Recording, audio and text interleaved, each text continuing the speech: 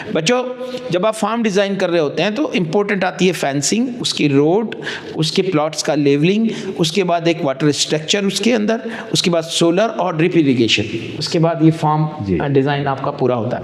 तो डॉक्टर साहब, हमारे ये बच्चे जो फार्म डिज़ाइनिंग डेवलपमेंट में नए हैं ना, जबकि ये क्षेत्र भी नया है, बहुत सारे फार्म डिज़ाइन होने के लिए आ रहे हैं, तो वो उनके लिए ये सारी सब्सिडी गवर्नमेंट। अच्छा, ये चीज़ मेरी सवाल बड़ा इम्पोर्टेंट है। मान लो कोई किसान हम फार्म डिज़ाइन करा रहा है और उस डिज़ाइन में वही सारी चीज़ हम ले रहे हैं, तो ये सारी चीज़ एक किसान को मिल जाएंगी या कुछ? बिल्कुल बिल्कुल, हर कंपोनेंट किसान ले सकता है। मतलब एक ही किसान किसान का नाम श्री हरि सिंह जी है, तो वो सारी सब्सिडी ले सकता है। एक कंपोनेंट, एक पॉली हाउस, सारे कंपोनेंट पॉली हाउस ले सकता है, वो अलग अलग ले सकता है, ड्रिप ले सकता है, स्प्रिंकलर ले सकता है। बहुत बड़ी बात है डॉक्टर साहब।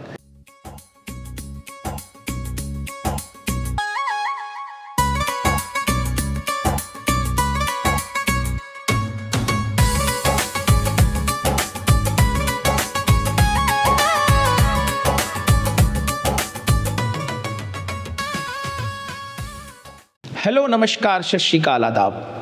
कंसल्टेंट प्लान डॉक्टर मिशन के platform agriculture research and business forum में आप सभी का हार्दिक स्वागत, अभिनंदन। आज हमारा सौभाग्य है कि agriculture research and business forum में हमारे साथ हैं deputy director horticulture Sirohi doctor Hemraj ji Meena साहब। हेमराज जी मीना साहब का बहुत बहुत स्वागत। डॉक्टर साहब नमस्कार। आप हमारे स्टूडियो में पधारे, हमारे स्टूडेंट्स तक हमारा जो ट्रेनिंग प्रोग्राम है डॉक्टर साहब, ये फ्री ऑफ कॉस्ट है बच्चों के लिए, हम कोई फीस कोई पैसा नहीं लेते हैं। तो कंसल्टेंट प्लान डॉक्टर मिशन के जो स्टूडेंट्स हमें सुन रहे हैं, आज उनका बड़ा ज्ञानवर्धन होगा, क्योंकि हॉर्टिकल्चर डिपार्टमेंट और उससे संबंधित सारी स्कीम्स और उनकी टेक्निकल जानकारी हमें आज डॉक्टर साहब से मिलेगी। तो लेकिन एक चीज़ मैं अपने स्टूडेंट्स को बताना चाहता हूँ जो बड़ी प्रेरणादायक है, कि इतने बड़े पद पर पहुँचे हैं इतनी कम उम्र में डॉक्टर हेमराज जी मीना साहब। तो डॉक्टर साहब, हम टेक्निकल पर बाद में आएंगे, सबसे पहले हम ये जानना चाहते हैं कि आप कहाँ के रहने वाले हैं और कैसे आपकी प्राइमरी एजुकेशन रही? सर, मैं राजस्थान में ही करौली डिस्ट्रिक्ट में के सपोटरा तहसील में एक छोटा सा गांव है माधोराजपुरा का रहने वाला हूं। माधोराजपुरा, ओके, करौली डिस्ट्रिक्ट में सर।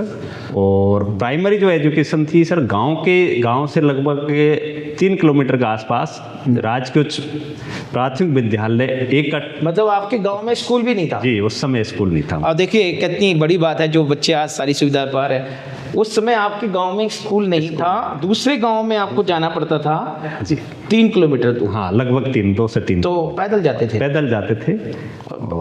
किस क्लास तक? 8 क्लास तक, 8वीं क्लास तक हमने वहीं से। मतलब अपने गांव में कोई स्कूल नहीं था, दूसरे स्कूल 3 किलोमीटर जाना, 3 किलोमीटर आना, छोटे से बच्चे के लिए बिल्कुल है ना।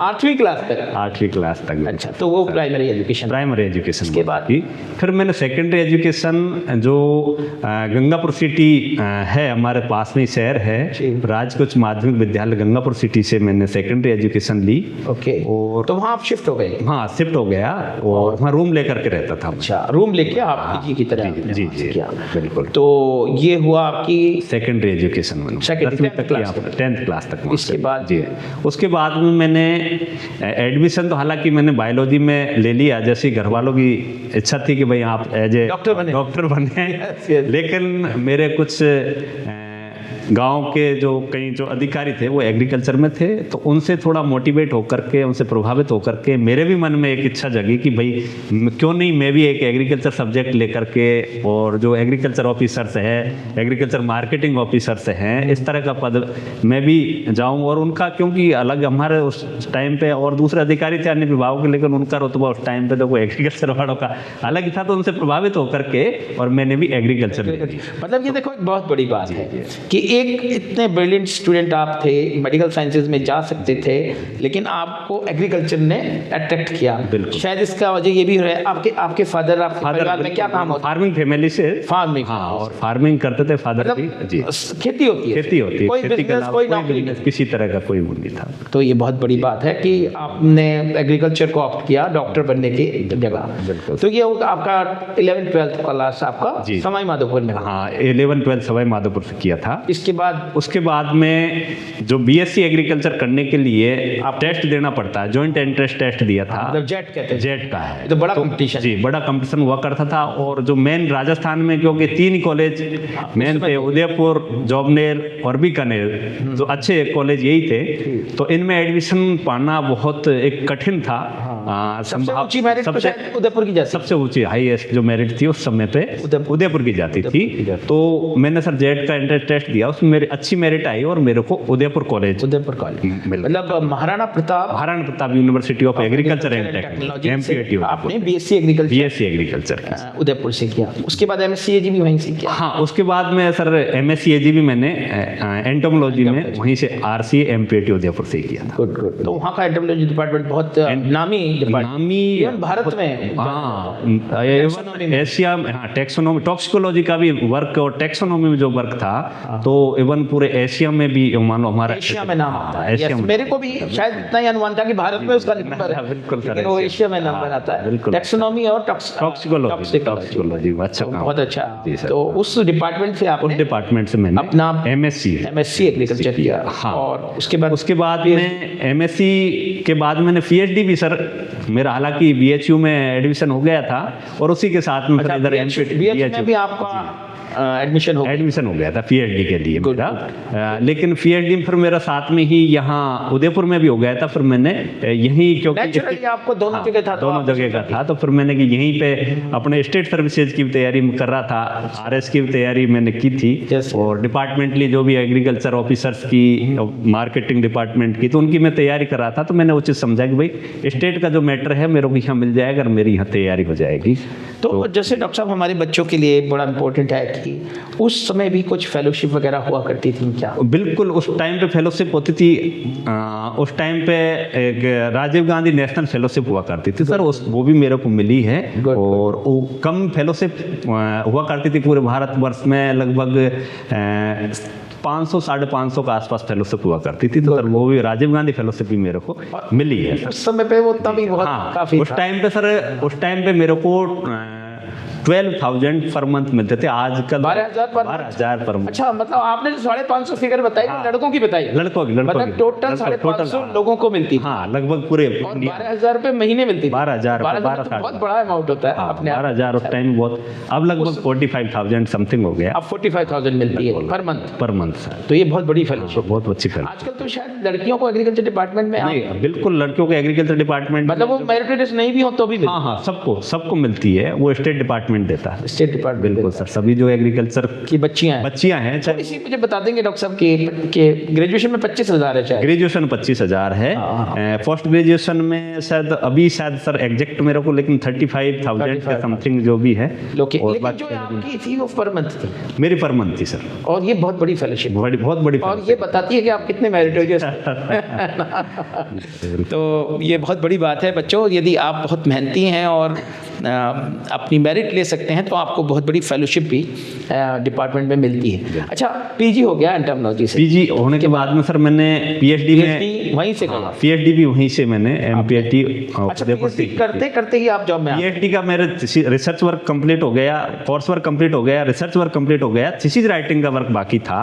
उस टाइम पे मैं कंपटीशन की तैयारी कर रहा था सर। मेरा एआरएस भी दिया था, एआरएस में भी मेरा क्वालिफाई हुआ था सर। और उसी टाइम स्टेट सर्विसेज में आरपीएससी से एग्रीकल्चर मार्केटिंग ऑफिसर की जो भर्ती आई थी, तो एज ए में जूनियर मार्केटिंग ऑफिसर का मेरा सिलेक्शन हुआ। मंडीज में होते हैं, तो ये बड़ी पोस्ट, हाँ, बहुत अच्छी पोस्ट हुआ करती थी। और उस टाइम पे 2009 में मैंने अगस्त 2009 में ज्वाइन किया था सर। तो मेरे को खैरतल मंडी अलवर, जो अपने राजस्थान की A+ तो वो जॉब किया, एक साल जॉब किया। और उसके बाद यहाँ, उसके बाद मैंने पीएससी दे रखी थी सर, राजस्थान पब्लिक सर्विस, और उसमें आपका सिलेक्शन मेरा as a agriculture officer, district agriculture officer. मैं आपको बताऊं, उत्तर प्रदेश में पीसीएस के थ्रू होता है, और आपके यहाँ पब्लिक सर्विस कमीशन के थ्रू होता है, और ये पद बच्चों होता है डिस्ट्रिक्ट एग्रीकल्चर ऑफिसर। बहुत अच्छा डॉक्टर साहब, हमारे स्टूडेंट्स के लिए सूचना बहुत इंपॉर्टेंट है, क्योंकि बाकी टेक्निकल तो सब बताते हैं, लेकिन ये बड़ा मोटिवेशन देता है बच्चों को कि भाई खुद से आप एग्रीकल्चर सेक्टर में किस तरह से आगे आ सकते हैं। तो सबसे पहले मैं आपको सिरोही ज़िले में बहुत बड़ा डेवलपमेंट आपने किया है, मेरे पास डाटा है पूरा। तो जिस तेज़ी से हॉर्टिकल्चर डेवलपमेंट हुआ है, करोड़ों की मतलब जैसे एक मिनी स्प्रिंकलर में 40 करोड़ की सब्सिडी आपके हाथ से रिलीज हुई है। तो ये जो है, इस पर हम कंपोनेंट एक एक करके बात करेंगे, क्योंकि हमारे जो बच्चे हैं ना वो बड़े बडिंग हैं, जो ग्रेजुएशन बीएससी एग्रीकल्चर कर रहे हैं और एमएससी एग्रीकल्चर कर रहे हैं। तो उन बच्चों के लिए बड़ी इंपॉर्टेंट चीज़ें हैं ये समझना कि डिपार्टमेंट भी बहुत बड़ा सपोर्ट किसानों को देता है चीज़ों में। तो सबसे पहले तो हम ये जो प्रोटेक्टेड एग्रीकल्चर चल रहा है आजकल बहुत ज़्यादा, जिसमें पॉली हाउसेज हैं, नेट हाउसेज हैं, ये बहुत सारे लोग हाइड्रोपोनिक्स वगैरह इस तरफ जा रहे हैं। तो पॉली हाउस में क्या डॉक्टर साहब है सब्सिडी? सर जैसा कि देखो पॉली हाउसेज में अभी वर्तमान जो सिनेरियो है, तो अपनी लैंड जो दिनों दिन कम होती जा रही है और अपनी पॉपुलेशन बढ़ती जा रही है जी, और इसका जो मेन कॉन्सेप्ट है कि भाई पर स्क्वायर फिट एरिया किस तरह से अपन मैक्सिमम प्रोडक्शन अपन ले सकते हैं, और इस बढ़ती हुई जनसंख्या का किस तरह आगे से अपन पालन कर सकते हैं। तो एक पॉली हाउसेज या ग्रीन हाउस अपन कह सकते हैं, ये ग्रीन हाउस गैस इफेक्ट जो प्रिंसिपल है उसके ऊपर काम करता है। इसमें एक पॉली हाउस के अंदर पॉलीथीन लगी हुई होती है और गैल्वेनाइड जो पाइप उनका स्ट्रक्चर होता है उसके ऊपर पॉलीथीन लगी हुई होती है, और वो मेन जो इसका कमाल होता है सर, वो पॉली का कमाल होता है, जो मैंने बताया कि हरित गृह प्रभाव जो ग्रीन हाउस गैस इफेक्ट है उसके प्रिंसिपल के अंदर उसमें इस तरह का माइक्रो क्लाइमेट डेवलप कर देता है, जिसके कारण जो भी उसमें जो उगाई ले जाने वाली फसलें हैं, जैसे खीरा है, शिमला मिर्च है, टमाटर है, चेरी टोमेटो है, फ्लावर है, उनके लिए बहुत सुटेबल होता है। जो ओपन फील्ड की अपेक्षा जो उसके अंदर जो प्रोडक्शन होगा वो 5 से 7 गुना और 10 गुना तक भी जा सकता ज़्यादा। अच्छा, तो ये भी तो है ना डॉक्टर साहब कि वो लंबी बेल ऊपर तक बिल्कुल टमाटर का 10 फुट 15 फुट तक चला जाता है, उसको सपोर्टिंग वायर के माध्यम से जो सपोर्ट देते हैं, और एक एक टमाटर की बेल लगभग 10 से 15 किलो तक टमाटर दे देती है। तो ये कितने एरिया के बना? इसमें सर मेजर एरिया डिपार्टमेंट जो सब्सिडी देता है वो 500 स्क्वायर मीटर से लेकर के 2500 स्क्वायर मीटर तक देता है सर। अभी पहले 4000 था, लेकिन इस फाइनेंशियल ईयर से थोड़ा कम कर दिया, क्योंकि डिमांड बहुत ज्यादा होगी और सरकार के पास लोग मांगने वाले बहुत ज्यादा हो गए, लाइन बहुत लंबी है, तो उनको 2500 स्क्वायर मीटर कर दिया इस बार। तो उस पे सब्सिडी का काफ़ी अच्छा पैटर्न है। जैसे अपन एवरेज 2000 स्क्वायर मीटर की बात करें तो 2000 स्क्वायर मीटर का जो पॉली हाउस लगता है वो उसकी जो टोटल कॉस्ट है सर 22,09,980 रुपये। रियल कॉस्ट 22 लाख के आसपास है। उसमें 2 तरह की कैटेगरी बनाई है इसमें सरकार ने, लघु सीमांत और SC/ST किसान। ये तो है एक श्रेणी, ठीक है। उनको देते हैं जो इकाई लागत निर्धारित है उसका 70% अनुदान, 70%, यानी लगभग 14 लाख का अनुदान। इसको 14 लाख सरकार देती है और बाकी 8 लाख जो वो किसान को देना पड़ता है। मतलब उसका तो 8 लाख में ही बन जाता है, 22 लाख का बिल्कुल पॉली हाउस। जी सर। और जो बड़े किसान है उनको 50% अनुदान। लेकिन 50 भी बहुत होता है, बहुत होता है। देखो 22 लाख का 11 लाख तो 11 लाख का अनुदान, 3 लाख का जो डिफरेंस हुआ बिल्कुल, तो खैर होना भी चाहिए ना, उतना तो उन्हें ज्यादा कि जो लघु हैं सीमांत हैं उनके लिए। तो इसमें सर जी सर प्रोडक्शन का जो, जैसे मैं आंकड़ा एक छोटा एक एग्जांपल दूं, मैं एक खीरा का ही एग्जांपल देता हूं सर। अभी ज्यादातर क्योंकि पहले 4000 स्क्वायर मीटर के लगे हुए हैं सर इसको, तो 4000 स्क्वायर मीटर का मतलब अपने यहाँ का 1.25 बीघा वो 2.5 बीघा होता है, 1 एकड़ में लगे हुए हैं पहले के जो ग्रीन हाउसेज है उनमें। एवरेज एक किसान सर जो खीरे की फसल होती है वो 3-3.5 महीने की होती है, ठीक है।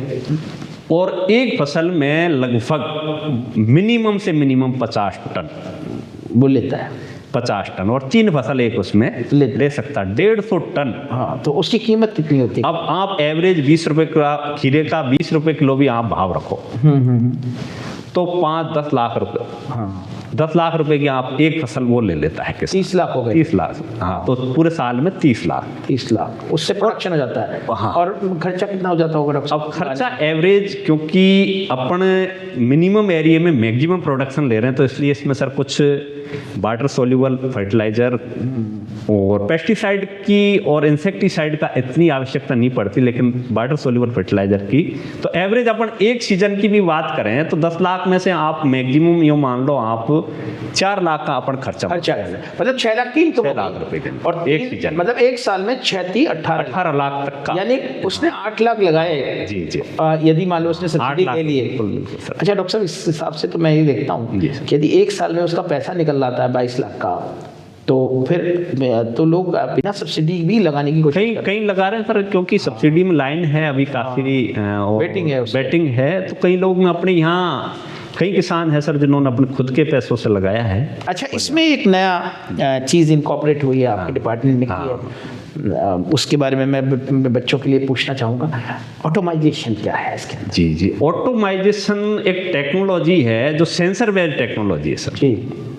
इसके माध्यम से अपने जैसे इसका जो मोबाइल में या जो अपने लैपटॉप में आप सारी चीज़ें सारा उसका ऐप वगैरह बन, हाँ ऐप वगैरह होता है, उसके माध्यम से वो ये बता देगा, सेंसर ये बताएगा भाई आपको किस समय आपको फला जो क्रॉप आपके जिसमें सेंसर लगे हुए हैं उसमें कब आपको पानी देना है, कितना पानी देना है और कितने मिनट आप मोटर चलाओगे तो आपके जो रिक्वायर्ड वाटर की जो रिक्वायरमेंट है, इरिगेशन की जो क्रॉप रिक्वायरमेंट है, तो वो कितने मिनट में पूरी हो जाएगी। और उस दरमियान किसी तरह की यदि कोई रेन हो गई तो उसको भी वो ऑटोमेटिकली आपके पास में वापस आ जाएगा कि भाई फला दिन इतने mm रेन हुई है, इसलिए जो आपकी जो प्लांट को जो पानी की रिक्वायरमेंट थी तो वो फला डेट को नहीं हो करके अब फला डेट को आपको उसमें पानी चलाना, पानी के देने का और मात्रा का डिसाइड कर देगा। सारा। और खाद का भी सर, खाद का भी अभी हम उस स्तर पर नहीं पहुंचे, लेकिन ऑटोमेशन सिस्टम में फर्टिलाइजर का न्यूट्रिएंट मैनेजमेंट का भी अभी है, लेकिन उस पर अभी अपने यहाँ वर्क नहीं हुआ। बाकी कई दूसरे जगह जो यूनिवर्सिटीज में है या कोई ICR संस्था है उनमें अभी काम। जी जी बिल्कुल सर। तो इस पर अलग से सब्सिडी है, पॉली हाउस की टोटल सब्सिडी? इसमें सर ऑटोमाइजेशन में अलग से 75% सब्सिडी है सर, अलग से। हाँ, मतलब ये उसने पॉली हाउस लिया उसका कोई मतलब नहीं, ना उसके अंदर ऑटोमाइजेशन लगाया तो 75%। कितने का लग जाता है डॉक्टर साहब करीब? इसमें सर डिपेंड करता है उसमें कितने बाल्ब लगते हैं उसके ऊपर डिपेंड करता है। तो जैसे average on an average 1 Hector में देखा जाए तो 5 से 7 लाख रुपए के आसपास का लगता है। ओपन फील्ड में भी लग जाता है? ओपन फील्ड में लग जाता है, जैसे जहाँ पे ड्रिप लगी हुई, पॉली हाउस होना जरूरी? पॉली हाउस होना कोई जरूरी नहीं है इसके लिए, ओपन फील्ड में भी लग जाएगा। ओपन फील्ड में लग, हाँ, जहाँ पे आप जैसे और फर्टिलाइजेशन भी दे देगा और पानी भी दे देगा। बिल्कुल। अच्छा, जो फर्टिलाइजर है वो किस तरह के हैं? इसमें सर जो वाटर सोल्यूबल फर्टिलाइजर होते हैं जैसे NPK हैं 12 32 16 00 मतलब ये बिखेरने वाले सॉलिड नहीं है? हाँ, वो लिक्विड में। बिल्कुल। तो वो तो बड़े महंगे आते होंगे डॉक्टर साहब? हाँ, वो महंगे आते हैं सर। अच्छा, हाँ। तो किसान को सर इस पे फर्टिगेशन भी हम सब्सिडी देते हैं सर। फर्टिगेशन पे भी सरकार पैसा देती है? वो कितना? उसमें भी 75% सब्सिडी है। मतलब 100 रुपए का फर्टिलाइजर आएगा तो 25 रुपए उस किसान को दे? बिल्कुल, 25 रुपए किसान। तो ये तो बड़े फायदे की चीज है, बहुत अच्छी चीज है सर। मेरे ख्याल से आने वाले टाइम में जैसे जैसे मैन पावर की कीमत बढ़ रही है, ऑटोमाइजेशन की तरफ लोग जा रहे हैं। आपके यहाँ भी ऑटोमाइजेशन होना? सर बिल्कुल, अभी इसी साल से हमने शुरुआत की है। बाकी फर्टिगेशन वाला तो हम पहले से ही कर रहे हैं, लेकिन ऑटोमाइजेशन की शुरुआत अभी इसी फाइनेंशियल ईयर से हमने की है। और कई किसानों की एप्लीकेशन भी आई है, जो इनोवेटिव फार्मर्स है उनकी अभी एप्लीकेशन आ रही है। और आने वाले समय में मैं समझता हूं लोग जाने के ना वैसे अच्छी टेक्नोलॉजी है, तो इसे घर से बैठ के ऑपरेट? बिल्कुल घर से बैठ के ऑपरेट कर सकते हैं। कोई कहीं भी है? हाँ, कहीं भी हो आप, कहीं भी चाहे फॉरेन में बैठे हो तो भी ऑपरेट आप कर सकते हो, वहां से ऑपरेट कर सकते हैं। अपने खेत के अंदर पानी देना, खाद देना, बिल्कुल, पॉली हाउस के अंदर वो फोगर वगैरह चलाना, सारा सब कुछ, सारा इससे। तो कमाल है टेक्नोलॉजी का। खैर जी सर। तो ये हुआ पॉली हाउसेस, जो एक बहुत तेजी से होने वाला डेवलपमेंट है। अच्छा, पहले जो डेवलपमेंट जिसकी हम 10 साल पहले बात करते थे वो ड्रिप इरिगेशन था, जी। मिनी स्प्रिंकलर था, उस समय कहते थे बहुत बड़ी टेक्नोलॉजी आ गई। पर मुझे लगता है ये ऑटोमाइजेशन और पॉली हाउस तो एक बहुत एडवांस टेक्नोलॉजी है सर। लेकिन ड्रिप इरिगेशन, माइक्रो इरिगेशन में भी आपके जिले में मैं देख रहा हूँ जबरदस्त आपके टाइम में काम हुआ है, आपके पिछले 5 साल में। तो ये थोड़ा सा माइक्रो इरिगेशन के बारे में भी आप थोड़ा बताएं। सर देखो, अपने सिरोही जिले की, इवन राजस्थान की सिचुएशन ऐसी रहती है सर, एक साल बरसात होती है, एक साल सूखा रहता है, पानी का बड़ा क्राइसिस है। मेरे को सर समय हो गया यहाँ भी 6-7 साल हो गए सर सिरोही जिले में। और सिरोही जिले की अपन बात करें तो सर कई बार मैंने ऐसी सिचुएशन देखी है सर, ड्रिंकिंग वाटर के लिए भी कहीं दूर दूर से पानी लाना पड़ता है। हाँ लाना पड़ता है पक्का। तो और अपन गांव में सप्लाई होते हैं ट्रैक्टरों से सप्लाई होती है। और सर अपन डिस्ट्रिक्ट की बात करें तो यहाँ पे जो जितना पानी बरसता है उसका लगभग जैसे 100 लीटर बरस रहा है तो 136-35-36 लीटर के आसपास उसका दोहन हो रहा है। तो ओवर एक्सप्लॉयटेशन हो रहा है अपने यहाँ पर। उससे ग्राउंड वाटर, हाँ ग्राउंड वाटर बिल्कुल नीचे जा रहा है। अब अपने यहाँ क्योंकि मेजर जो अपने जिले की इकोनॉमी है वो एग्रीकल्चर बेस्ड है, और जो 100 लीटर पानी में से लगभग 92 लीटर पानी वो किस में काम आता है? एग्रीकल्चर में। यस। तो एग्रीकल्चर में बचा लिया तो पूरा पानी बचा लिया तो पानी बच जाएगा सर। यस। तो अपने जिला जैसे अपन पूरे राजस्थान की बात कर रहे हैं तो माइक्रो इरिगेशन में जो विगत 10 साल के बीच में जो वर्क हुआ सर, बहुत अच्छा वर्क हुआ है। लगभग हमने 20,000 हेक्टर के आसपास, उससे भी हो सकता है कुछ ज्यादा, लेकिन 20,000 हेक्टर के आसपास हमने माइक्रो इरिगेशन। माइक्रो इरिगेशन में क्या क्या मानते हो? माइक्रो इरिगेशन में sir drip irrigation, mini sprinkler और स्प्रिंकलर, ये 3 कंपोनेंट। जो नॉर्मल वाले जी सर। तो इन तीनों में कौन सी ज्यादा लगता है? सर देखो मिनी स्प्रिंकलर का अभी हमारे ज्यादा प्रचलन में है, लेकिन जो सबसे बेस्ट चीज है वो है ड्रिप इरिगेशन, बूंद बूंद सिंचाई, टपक सिंचाई। उसमें सर जो सबसे बड़ा फायदा है, एक तो पानी की बचत जो होती है वो बहुत अच्छी होती है, लगभग 70% 75% तक भी पानी की बचत हो जाती है। बिल्कुल। दूसरा फायदा ये है कि भाई आपका उसमें जहां आपको पानी देना है प्लांट की रूट जोन पे ही पानी जाता है। तीसरा फायदा है सर उसके आसपास क्योंकि पानी नहीं जाता, जो आसपास उसमें बीड वगैरह नहीं होती है, तो एक लेबर का खर्चा। और फर्टिगेशन में भी आप दवाई देनी हो, कोई किसी तरह की कोई दवाई देनी हो, फर्टिगेशन करना हो, मिड सीजन में कोई प्लांट में मान लो आपके किसी माइक्रो न्यूट्रिएंट या न्यूट्रिएंट की डेफिशिएंसी आ गई तो आप फर्टिगेशन कर सकते हो। तो ये बहुत अच्छी टेक्नोलॉजी है ड्रिप इरिगेशन। लेकिन मैं आप जस्ट ये पूछना चाह रहा हूँ कि मिनी स्प्रिंकलर जो सिस्टम है वो ड्रिप से ज़्यादा लोग पसंद कर रहे हैं, उसका क्या कारण है? उसमें सर कारण ये है, ड्रिप इरिगेशन जनरली जो सक्सेस है वो है ऑर्चार्ड यानी फल बगीचों में। ठीक है। दूसरा जो लाइन सोइंग वाली जो क्रॉप है, जैसे टमाटर, वेजिटेबल में टमाटर है या अन्य कोई दूसरी क्रॉप है। लाइन सोइंग दूसरी क्रॉप है, स्पाइसेज में भी जैसे फनल है या कैस्टर है, उसमें भी ये सक्सेस है।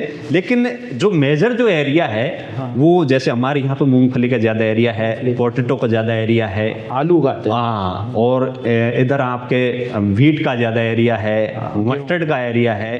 तो एरिया के ऊपर वो उसमें थोड़ा जो है मिनी स्प्रिंकलर का ज़्यादा उपयोग होता है। मतलब पोटैटो में, हीट में और मस्टर्ड में, ग्राउंड में बहुत अच्छा सक्सेस है सर। हाँ, तो इसलिए जो जिस क्रॉप का ज़्यादा। डॉक्टर साहब ये जो आपका जो इरिगेटेड एरिया जहाँ तक मुझे आइडिया आ रहा है पूरे सिरोही जिले का, वही 1,20,000 हेक्टेयर के करीब है। हाँ। और 1,20,000 हेक्टेयर में आपने 20,000 तो 20,000 हेक्टेयर थी तो 8 सालों में है सर। टोटल एरिया लगभग हमारा कवर्ड है सर 30,000 हेक्टेयर का। 30,000 है कोई, यानी मतलब यानी 25% क्षेत्र। हाँ, लगभग 25%। आजकल माइक्रो इरिगेशन के अंडर में लगभग 25% का आसपास, बहुत बड़ा है, 25% का आसपास है। और ये अपने आप में बड़ी बात है कि हम पहले सोचते थे एक आध किसान लगाता था और उसे भी लपेट के रख देता था, लेकिन अब वो यूज कर रहा है। जी। एवरेज लगभग 4 से 5,000 हेक्टेयर एरिया हम हर साल, वो तो डिपार्टमेंट सब्सिडी में देते हैं, कोई कैश भी खरीद के लेके आते हैं तो वो लगाते हैं। इसमें कितना सब्सिडी देते हैं? सब्सिडी का काफी अच्छा प्रोविजन है सर। इसमें 2 तरह की श्रेणी है सर, एक लघु सीमांत, SC ST और महिला किसान। उनको जो हमारी इकाई लागत निर्धारित है उसका हम 75% 70%। हाँ, मतलब आप पॉली हाउस में भी 70 दे रहे हो? हाँ, इसमें भी 75% है। 75%। और जो सामान्य का जो बड़ा किसान है उसको 70% है। उसको 70%। उसको 70%। भाई इसमें ज्यादा दूरी नहीं है, मतलब ज्यादा दूरी नहीं है सर, कोई ज्यादा एक जैसी है, कोई ऐसा 70% 75%। यानी यदि कोई किसान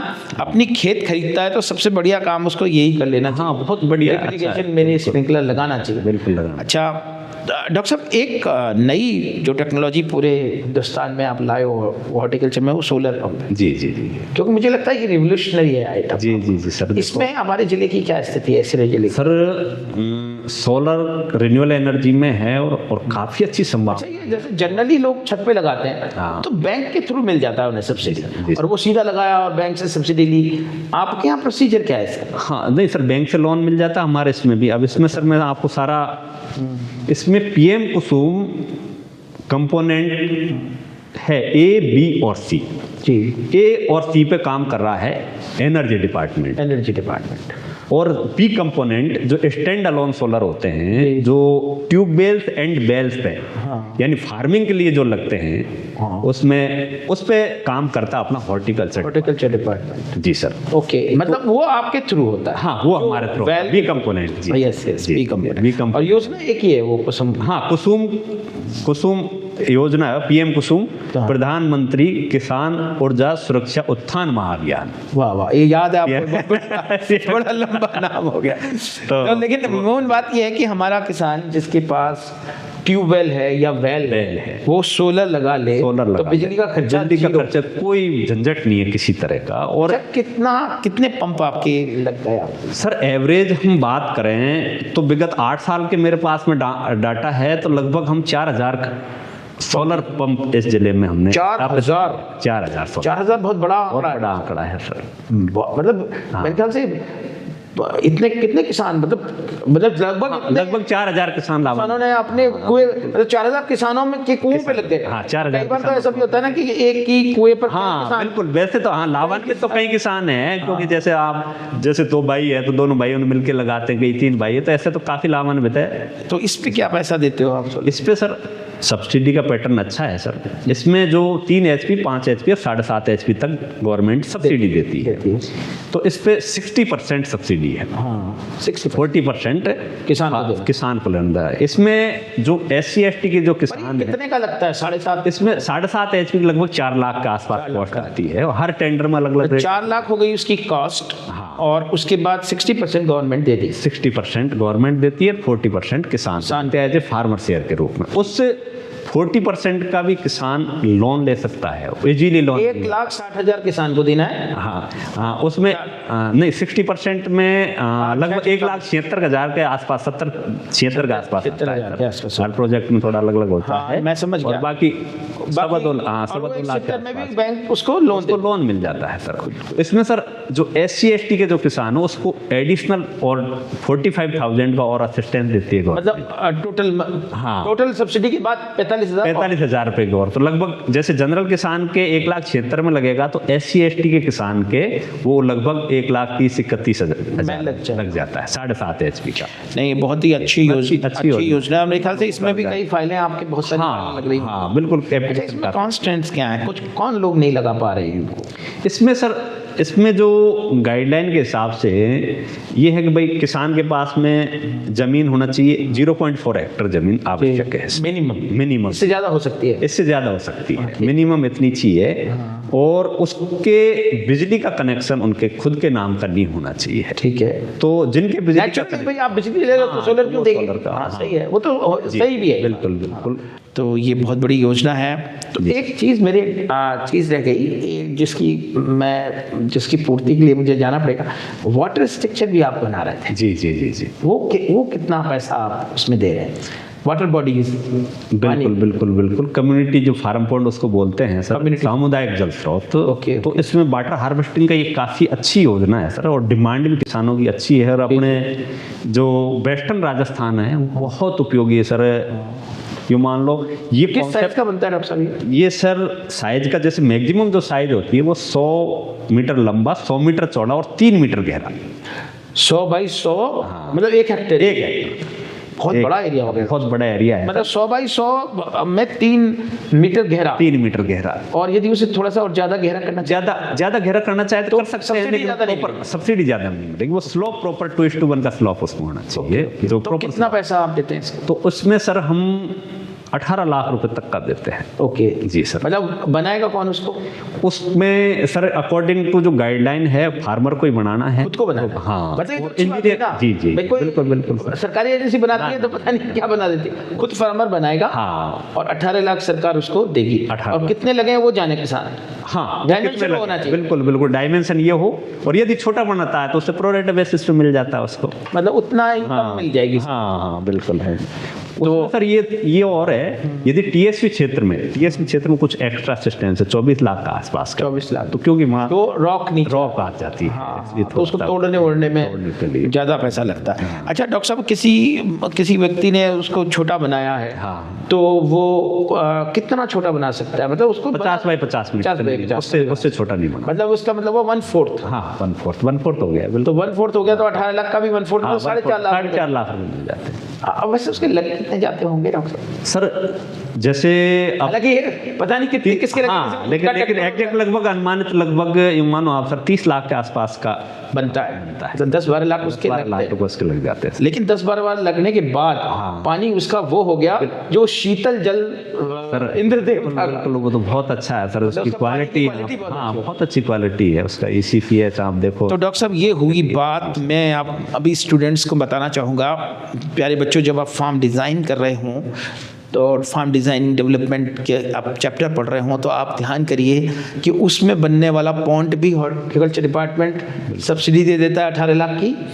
इसके बाद उसके अंदर लगने वाला पंप मतलब सोलर, उसमें से पानी ले सकता है क्या? वो ले सकते बिल्कुल ना, सर, हाँ। पंप 100 मीटर डेप्थ से भी पानी ले सकता है। वो तो अपने मतलब ग्राउंड वाटर से ग्राउंड वाटर, लेकिन यदि वो उस पर लगाना चाहे बिल्कुल लगा सकते जाएगा सर 30 मीटर अलग। तो बच्चों उसके बाद वो उसके ऊपर सोलर लगा सकता है, उस पर भी गवर्नमेंट सब्सिडी देती है। और वो पानी जब जाएगा खेतों में तो उसके ऊपर ड्रिप और स्प्रिंकलर लगा सकते हैं। तो देखो अब कितनी खूबसूरत चीज है, इंद्र देवता का पानी बिल्कुल और सूर्य देवता की ताकत बिजली और है ना ये वैज्ञानिक देवता का ड्रिप इरिगेशन, ये तीनों मिलकर के उस फार्म डिजाइन के अंदर आना चाहिए।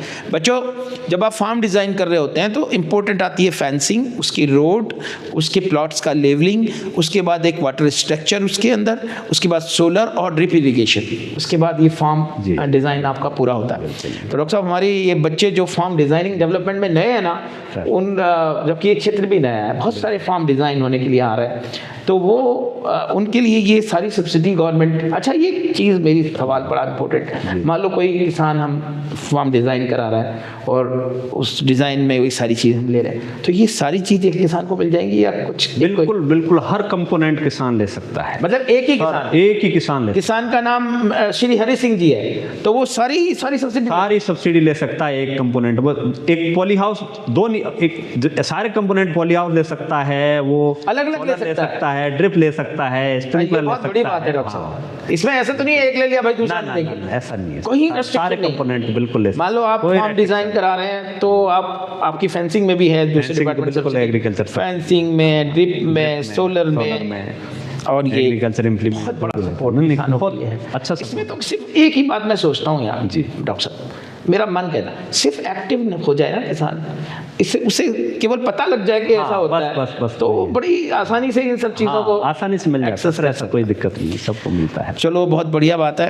तो एक अभी जिस तरफ जा रहा है एग्रीकल्चर वो तो पोस्ट हार्वेस्ट मैनेजमेंट है। जी जी जी जी भाई, मेरे ख्याल से बहुत बड़ी ग्रोथ है पोस्ट हार्वेस्ट मैनेजमेंट, तो वहाँ आपके पास कुछ योजनाएं हैं हॉर्टिकल्चर की? इसमें सर देखो, जो पोस्ट हार्वेस्ट लॉस होता है ना sir, particularly upon vegetable and fruits में वो 15 से 20% लॉस जी हो जाता है। जी जी। और कई हाईली पेरिसेबल वेजिटेबल्स है उसमें तो और भी टमाटर जैसे टमाटर है आप देखते हैं, तो उनमें बहुत बड़ा लॉस होता है सर। और पोस्ट हार्वेस्ट मैनेजमेंट का बहुत अच्छा स्कोप है और आने वाले समय में अपने आप में बिजनेस है ना डॉक्टर साहब? हाँ बिल्कुल, अलग से लड़के लग के काम कर सकते हैं। बिल्कुल सर, बहुत अच्छी संभावना है। तो इसको असिस्ट करने के लिए गवर्नमेंट भी काफ़ी अच्छा असिस्टेंस दे रही है। जैसे कोई पैक हाउस बनाना चाहता है। पैक हाउस नहीं, ये जो एक्चुअली हमारे बच्चे पढ़ रहे हैं ना जी, सर, जी। वो एक्चुअली एक्सपर्ट नहीं है। जी। एक चीज को मैं चाहता हूँ आप आए हुए हो, आपका लाभ लेने के, जैसे पैक हाउस शब्द है तो क्या है पैक हाउस? सर जैसे फार्म गेट पैक हाउस, यानी आपका जहाँ फार्म है, जहाँ आपने खेत है वेजिटेबल जो। खेत है, जहाँ आपने वेजिटेबल ग्रो कर रखी है, जहाँ आपका ऑर्चार्ड लगा हुआ है, तो फार्मर की जो अभी तक जो प्रैक्टिसेज है वो है कि ठीक है आपने फार्म जो भी है फ्रूट्स की पिकिंग करी या वेजिटेबल की पिकिंग की, और पिकिंग करने के बाद में डायरेक्ट वो उठा के पैक कर देते हैं, पैक कर देते हैं, और पॉलीथीन में जनरल वो पॉलिथीन में भरते हो। हाँ, कैरेट्स काम भी नहीं लेते, वो डायरेक्ट पॉलीथीन में। तो एक फार्म से जब मार्केट तक पहुंचता है प्रोड्यूस, तो उसमें 1 से 2% तक का उसमें लॉस होता लॉस है। और अपने आप में टोटल लॉस बहुत बड़ा होगा। टोटल लॉस बहुत होता है। तो फिर उसको, अब इसमें जो पैक हाउस का जो मेन कॉन्सेप्ट है कि भाई आप फार्म से आपने पिकिंग करी, उसको तोड़ के आप उसमें रखो, कैरेट्स में आप रखो, और उसको रूम टेम्परेचर पर लेके आओ। तो जो आपका फार्म से मार्केट तक जो लॉस होता है वो लॉस आपका रुक जाता है। पैक हाउस क्या है? कमरा है, एक कमरा है बस, और उसमें आप उसमें दो तरह के, एक तो वेंटिलेटेड है, और दूसरा आप उसको जैसे आप उसमें एसीवी जो टेम्परेचर में, लेकिन उसका अलग अलग जो खर्चा आता है, हाँ रेफ्रिजरेटेड, फ्रीजिंग करना चाहे तो वो सारी चीजें हैं। तो पैक हाउस के अंदर पैक हाउस कितना पैसा दे देते हो डॉक्टर साहब? अब उसमें सर 35%, 50%, 35%, 50% भी है, अलग अलग क्षेत्र। मतलब कॉस्ट का या एक लिमिट है कोई? हाँ, एक हमारी अलग अलग unit cost decide, unit cost decided है, और वो जो यूनिट कॉस्ट का पैसा आप उन्हें दे। हाँ। अच्छा, वो कमरे में मान लो अपनी चारपाई बिछा के सो, वो तो सर किसान तो मतलब ये है कि कमरा, एक कमरा जिसमें फ्रीजिंग और रेफ्रिजरेटर या दूसरी चीजें वो यूज कर सकता है, और अपने जो वेजिटेबल्स को वहां पर रख सकता है। बहुत अच्छा योजना पैक हाउस। और क्या है डॉक्टर साहब? दूसरा राइपनिंग चेम्बर है सर। राइपनिंग, ये मैं इस देखो राइपनिंग चेम्बर तो सीधा बिजनेस ही है डॉक्टर, बिजनेस ही है, बिल्कुल बहुत अच्छा बिजनेस। हाँ। और आजकल तो राइपनिंग चेम्बर बहुत तेजी से लगाए जाते हैं। तो मेरे स्टूडेंट्स को ये जानना है राइपनिंग चेम्बर होता है? राइपनिंग चेम्बर इस तरह के कोल्ड रूम होते हैं सर, जिसमें जनरली जो जैसे केला, बनाना है, मैंगो है, या अदर फ्रूट्स है, उनको पकाने के लिए उसमें टेम्परेचर पकाया जाता है, उसको राइपनिंग चेम्बर कहते हैं। तो उस पर भी गवर्नमेंट सब्सिडी देती है। जो प्रोजेक्ट बनता है और प्रोजेक्ट कॉस्ट का जो फाइनल प्रोजेक्ट होके आता है स्टेट गवर्नमेंट से, अपने डिपार्टमेंट से, उस पे 35% सब्सिडी हम उस पर देते हैं। मतलब उसकी कॉस्ट का 30%, 35%। हाँ, और जो टीएसपी क्षेत्र आता है उसके लिए 50% तक भी है। ओके, राइपनिंग चेम्बर कितनी कॉस्ट आ जाती होगी डॉक्टर साहब? अब ऑन वो पर मैट्रिक टन है लगभग, जैसे 15-20 लाख। 15 सर जैसे 20 मैट्रिक टन की क्षमता है, तो ऑन एन एवरेज लगभग 40-45 लाख का बनता है। 40-45 लाख का लगने पर उसका 35% आप जो है सब्सिडी दे देते हैं, बाकी वो बैंक से लोन ले सकता है, पर वो पहले दिन से इनकम करनी शुरू कर देता है। हाँ। देखो बच्चों, डियर स्टूडेंट्स, मैं थोड़ी सी जानकारी मुझे भी मैं डॉक्टर साहब की मैं ऐड कर देता हूँ। ये एकदम सीधा बिजनेस है। जो आम आता है ना, पहले कार्बाइड से पका, बिल्कुल, और वो बड़ा खराब सा होता था, उसकी शेप वेप भी खराब सी हो जाती थी पकने में। लेकिन आज के दिन जो आप देख रहे हो ना, आम चारों तरफ से एक जैसा पका हुआ, वो शायद राइपनिंग चेम्बर से पकता, या केला एकदम शानदार पका हुआ, वो राइपनिंग चेम्बर से पकता। तो ये कच्चे लाए जाते हैं और राइपनिंग चेम्बर में पकाते हैं और उन्हें देते हैं। तो इसमें क्या है डॉक्टर साहब, व्यापारी ही पकवाते हैं और आपको किराया दे। बिल्कुल वो तो ये एक तरह से बहुत सुंदर बिजनेस। आपके यहाँ भी राइपनिंग चेम्बर अपने लगे हुए हैं। अच्छा, इंडस्ट्रियल एरिया में। तो ये एक ऐसा बिजनेस है कि यदि आदमी एक मोटा मोटी, मैं बीच में बिजनेस में समझाता रहता हूँ बच्चों को कि भाई नौकरी ना मिले तो बिजनेस करें। बिजनेस काफी तो आपको 40 लाख रुपए में आपने क्या किया कि आपको 35% दे दिया सरकार ने, और जो बाकी पैसा बचा आपका, उसका आपने लोन ले लिया, और उसकी जो किस्त है वो जो जाती है 30,000, 25,000, 30,000, और वो तो कमाना पहले दिन से शुरुआत हो, तो वो अपना हो जाएगा बहुत जल्दी से। ठीक है, तो ये बहुत अच्छा बिजनेस है भाई। मैं इसलिए रोक रहा हूँ इसको बताने के लिए। राइपनिंग चैम्बर 10-20 बच्चे इकट्ठा होकर के भी कम्युनिटी बेसिस पे भी लगा लो, तो उसका बहुत अच्छा बिजनेस आपको मिलता है। 2-4 लड़के मिलकर भी लगा लो तो बहुत अच्छा बिजनेस मिलता है। राइपनिंग चैम्बर हो गया डॉक्टर साहब। अच्छा, ये कोल्ड स्टोरेज पे भी दे रहे हैं आप? बिल्कुल सर, काफी अच्छी संभावना है। कोल्ड स्टोरेज तो बिजनेस में नहीं लगा सकता बहुत। हाँ, इसमें सर खर्चा भी थोड़ा ज्यादा आता है। कितना करीब बनता है?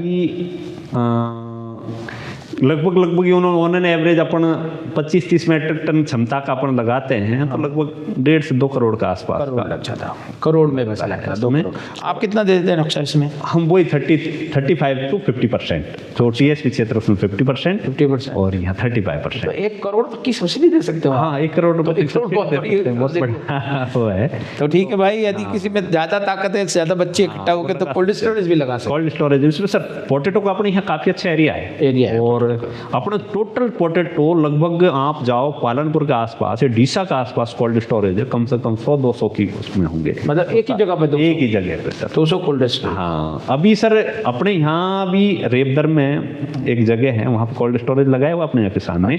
उसका शायद 62 लाख रुपए 1 साल का किराया किसी कंपनी ने लिया है। 62 लाख रुपए लगभग, मतलब उसे तो हाँ, शानदार अपना तो एक बार लगाने में एक बार लगाने में ही है। हाँ, बाकी ये बिजनेस तो एग्रीकल्चर में आप ग्रो होने लगे हैं। बिल्कुल। और इसमें देखो, अच्छा एक चीज में डॉक्टर साहब, ये जो अच्छा मैं बिजनेस जो आपके थ्रू हो सकते हैं यूथ के लिए, वो उन पर मैं ज्यादा कंसंट्रेट कर रहा हूँ। जैसे एक रेफ्रिजरेशन वेन, ऐसा कुछ रेफ्रिजरेटेड वैन होती है, जैसे कोई हाईली पेरिसेबल जो वेजिटेबल है, फ्रूट्स है, उनको आप मान लो कोई लंबी दूरी के कोई मार्केट में आप पहुंचाना चाहते हो। यूज है क्या डॉक्टर सर? जैसे स्ट्रॉबेरी वगैरह है या कोई हाईली पेरिसेबल कोई इस तरह की ज्यादा जामुन जैसी ऐसी वो है, उसको गुलाब के फूल हैं, गुलाब के फूल हैं, तो उनमें है, उनमें अच्छी संभावना है सर। जी। और या फिर आप जो मिल्क प्रोडक्ट हैं उनके लिए आप, तो मिल्क प्रोडक्ट में भी ये वेन यूज हो सकती है। अपन जो सब्सिडी देंगे सर वो तो अपन वेजिटेबल के लिए देंगे, लेकिन वो चीजें उपयोग कर लग सकते। जी सर। ये इसमें कितना पैसा दे देते हैं? इसमें वही सब सब्सिडी सब में वही हमारी 35%, 50% ऑफ द यूनिट कॉस्ट। हाँ, यूनिट कॉस्ट का। तो जो डॉक्टर साहब आपके टाइम पर जो एग्रीकल्चर वाला हमारा जिला सिरोही था, वो हॉर्टिकल्चर की तरफ बहुत तेजी से गया है। अब पपीते के लिए तो आप किंग हैं, पपीता किंग कहलाते हैं। थोड़ा सा पपीते की इकोनॉमी मैं जानना चाहता हूँ हमारे स्टूडेंट्स के लिए। पपीते की कितना एरिया पपीते का आपके यहाँ? सर लगभग उन्होंने एवरेज रिकॉर्डेड लगभग 400-4.5 हेक्टर का एरिया है हमारा। एक बड़ा एरिया है। और क्योंकि पपीता वो लगभग 18 महीने की क्रॉप होती है, तो 1.5 साल, हाँ 1.5 साल की क्रॉप होती है, तो लगते हैं फिर क्रॉप टाइम नीचे से लगते जाते हैं, ऊपर से आते जाते हैं। उन्होंने एवरेज सर अपन माने जैसे लगभग 1 क्विंटल एक पौधा अपने यहाँ पे 1 क्विंटल दे देता है, आराम से देता है 1 क्विंटल, मतलब 100 किलो ही तो 100 किलो, मतलब 2-2 किलो ये मिनिमम मैं एवरेज बता रहा हूँ सर। हाँ, कई किसान है हमारे जो ज्यादा भी ले रहे हैं, 2-2 क्विंटल भी ले रहे हैं, उन्होंने एवरेज 1 क्विंटल दे देगा सर। हाँ। और लगभग 2500 पौधे लगते हैं, ये मिनिमम में लगभग किसान सर एवरेज अभी ले रहा है, वो लगभग 3000 पौधे लगाता है। अच्छा, वो और डिस्टेंस कम कर दे रहा है, 1.8 पे लगा रहा था। अपन 2 कहते हैं, वो 1.8 पे लगा रहा है, तो 3000 पौधे वो लगाता है, तो मतलब 3000 कुंटल बिल्कुल।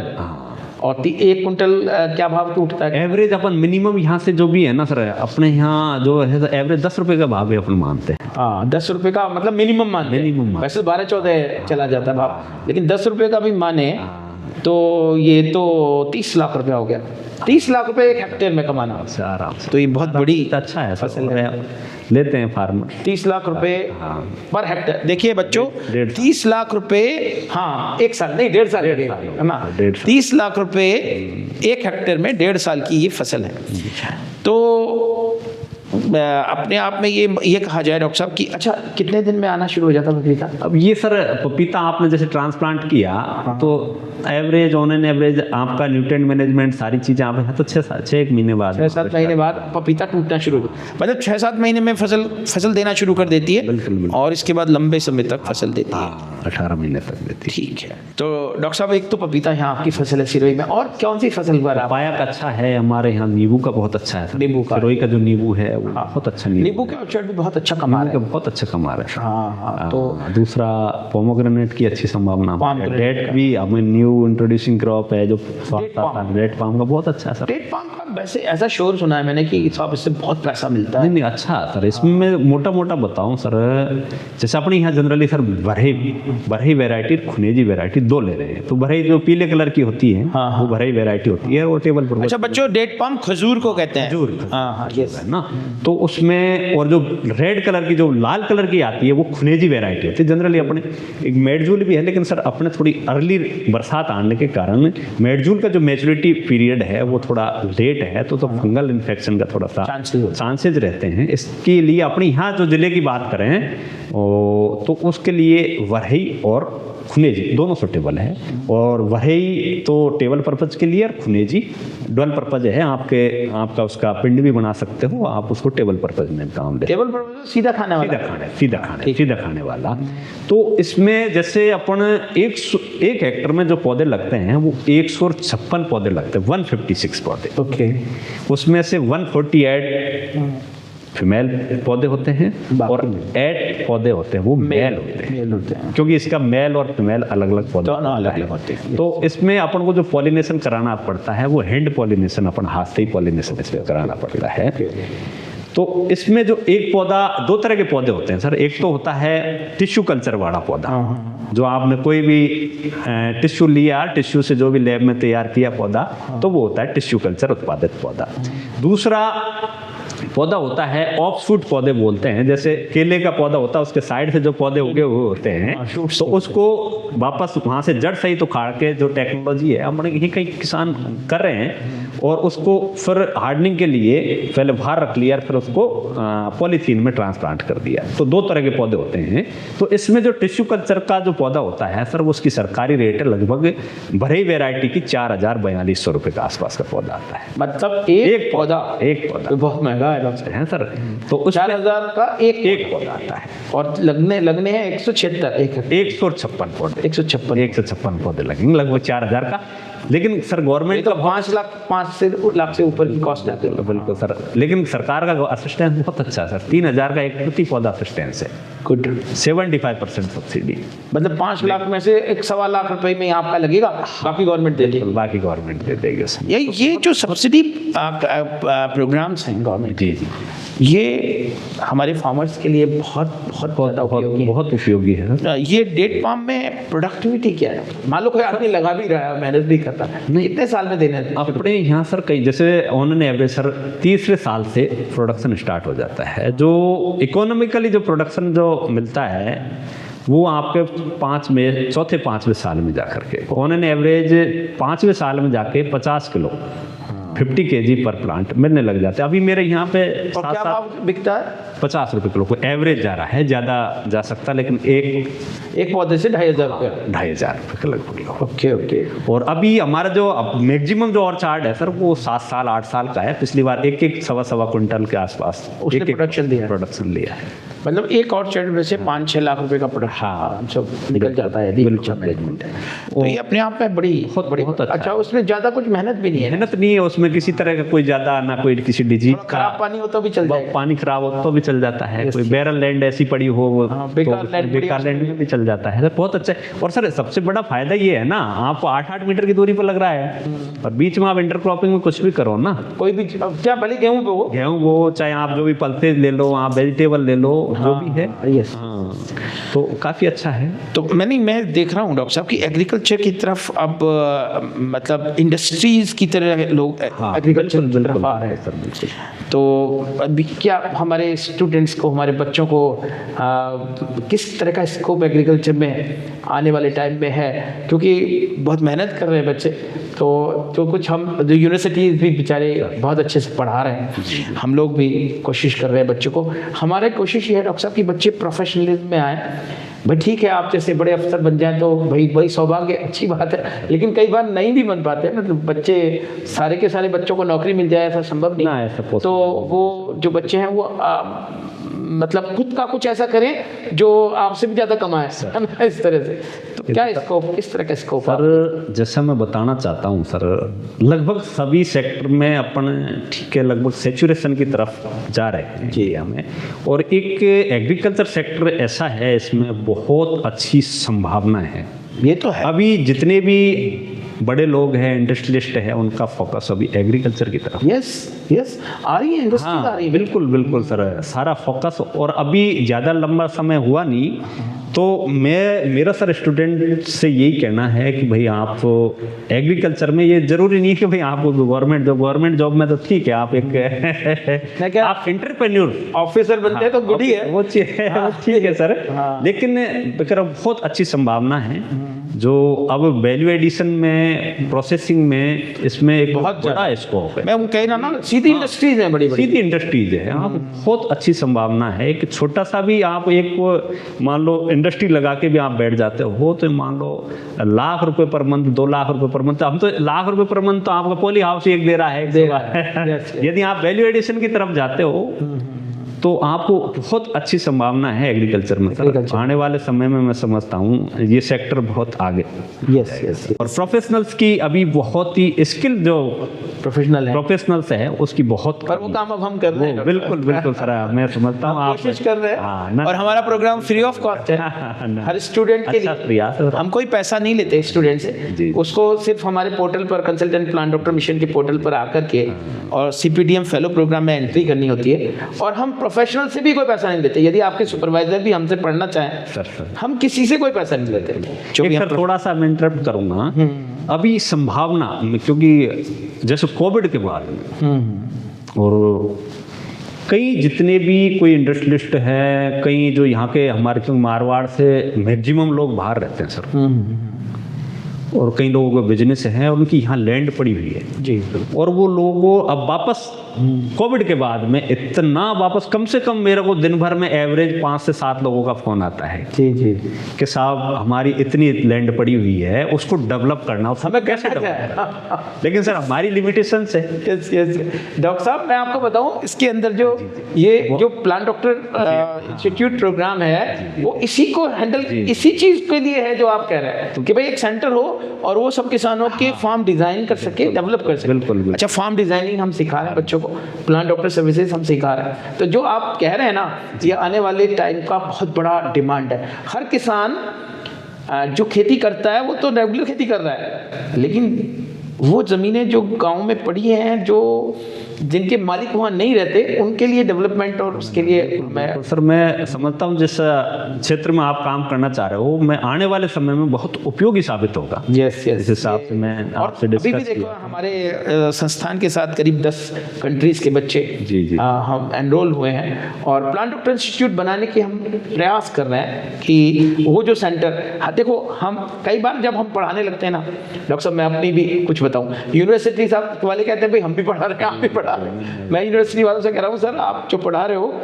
उसके बाद हम उनको प्रोफेशनलिज्म पढ़ा रहे हैं। बिल्कुल। दूसरी ये भी है कि जब हम प्लान डॉक्टर इंस्टीट्यूट की बात करते हैं तो ऑफिसर्स कहते हैं भाई ये तो आप हमारा काम ले लोगे। नहीं, हम ऑफिसर्स का काम नहीं ले रहे, बल्कि ऑफिसर हमारे लिए बहुत सपोर्टिव होंगे, डिपार्टमेंट हमारे लिए सपोर्टिव होंगे। क्योंकि हमारे एक लड़के ने, मान लो हमारे 3 बच्चे इकट्ठा होके फार्म डिजाइनिंग डेवलपमेंट का कोई एक फर्म खोलते, तो उस किसान के यहाँ पर जो भी वो डेवलपमेंट करेंगे उसकी बहुत सारी सब्सिडी लेने वो आपके यहाँ आएंगे। बिल्कुल। और वो सपोर्ट यदि उन्हें मिलेगा तो उस किसान को भी एक पूरा मैनेज करने वाला बंदा भी वहाँ पे मिल जाएगा। तो डॉक्टर साहब ये तो बड़ा अच्छा टॉक रहा आपके साथ, आप हम इतना कीमती समय निकाल के हमारे यहाँ आए, हमारी बहुत बहुत शुभकामनाएं। आप और बड़े ऑफिसर बने और हमारे किसानों के लिए और बेहतरीन काम करें। सिरोही ज़िले में तो आपने बहुत बेहतरीन काम किया ही है। और एक छोटी सी चीज़ मैं आपसे एक्सपेक्ट करता हूँ जो हमारे सब आने वाले हैं, कि जो हमारे स्टूडेंट्स हैं, बच्चे अभी बडिंग हैं, आप ये समझ लीजिए जब हम ग्रेजुएशन कर रहे थे उस तरह कोई उनके करियर के लिए कोई अच्छा सा मैसेज आप उन्हें देना चाहें बच्चों को। तो देखो बच्चों, एग्रीकल्चर में बहुत अच्छी संभावना है। आप बैंकिंग सेक्टर ले लो, चाहे आप यूनिवर्सिटीज़ में ले लो, चाहे आप स्टेट एग्रीकल्चर डिपार्टमेंट में ले लो, या आप जो प्राइवेट सेक्टर में रिसर्च एंड डेवलपमेंट जो बीइंग है, जैसे पेस्टिसाइड, फर्टिलाइजर, जितनी भी कंपनियां हैं वो सब जगह agriculture graduate, agriculture post graduate की बहुत ज़्यादा डिमांड होती है। यस। तो काफ़ी अच्छी संभावनाएं हैं सभी जगह, काफ़ी अच्छी संभावना है। एग्रीकल्चर सेक्टर एक ऐसा सेक्टर है, क्योंकि बिना हो सकता है दूसरे जो भी जितने भी है, लेकिन बिना खाए बिना भोजन किए आदमी रह नहीं सकता। तो इसका तो हमेशा सर एग्रीकल्चर का तो हमेशा सारा झगड़ा जो ट्रम्प से चल रहा है, मोदी जी का वो एग्रीकल्चर कमोडिटी बिल्कुल बिल्कुल ऊपर चल रहा है भाई कि कितना आप इम्पोर्टर्स पे लगाएं। तो नो डाउट सर एग्रीकल्चर में तो काफी अच्छा स्कोप है, जी, जी। हर जगह स्कोप है एग्रीकल्चर कह सकते तो बहुत बहुत धन्यवाद आपके पधारने पर। आप आगे भी आते रहिएगा, हमारे स्टूडेंट्स को बताते रहिएगा, और हमारी भी बहुत बहुत शुभकामनाएं आपके लिए, आपके जिले के लिए, आपकी तरक्की के लिए, और आप बहुत बड़े अधिकारी बने। नमस्कार। आपको भी बहुत बहुत धन्यवाद सर, आपने मुझे यहाँ बुलाया और समय दिया, इसके लिए आपका बहुत।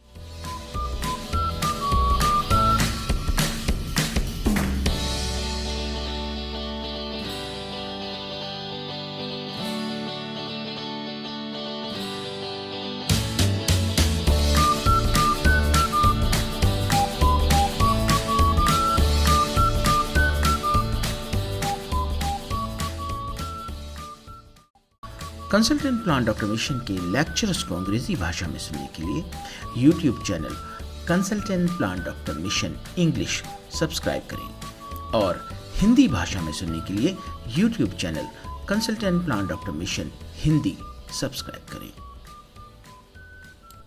Consultant plan doctor mission academic program का हिस्सा बनने के लिए CPTM फेलो प्रोग्राम को ज्वाइन करें।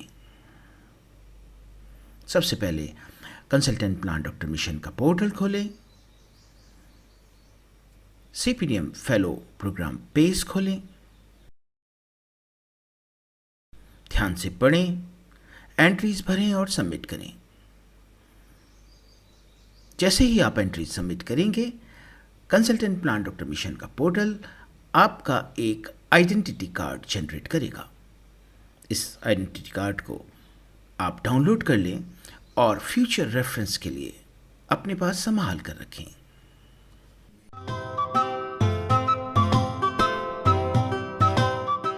Consultant Plant Doctor Mission is a human welfare mission.